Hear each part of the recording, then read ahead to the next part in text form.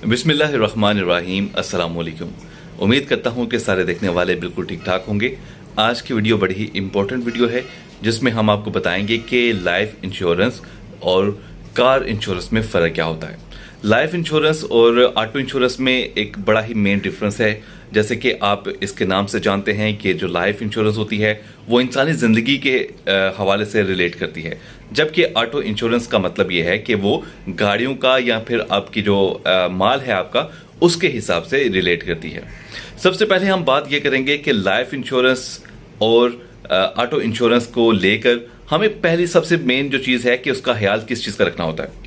उसमें मैं आपको दो चीज़ें क्लियर करना चाहूँगा।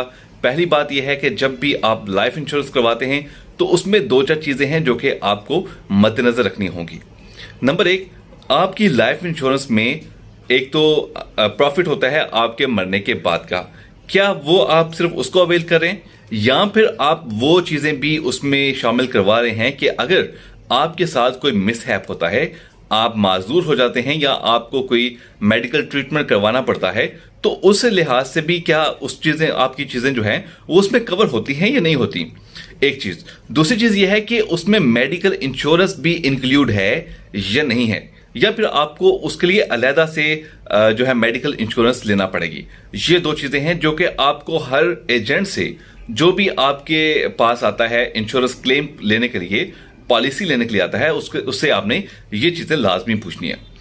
अब मैं आपको बताता हूं कि जो गाड़ियों की इंश्योरेंस होती है यानी ऑटो इंश्योरेंस होती है उसका क्या हिसाब होता है। देखिए, सबसे पहली चीज़ है कि आपकी गाड़ी की मालियत कितनी है, और अगर आप रोड पे जा रहे हैं, आप ट्रैवल कर रहे हैं, आपका एक्सीडेंट हो जाता है, ठीक है, आपकी गाड़ी को नुकसान पहुंचता है, तो उसमें क्या आपकी गाड़ी को जो नुकसान होगा, क्या वो इंश्योरेंस कंपनी जिससे आपने इंश्योरेंस ली है, क्या वो पूरी उसको इंश्योर करके देगा या फिर उसके कुछ पार्ट्स को इंश्योर करके देता है। एक चीज।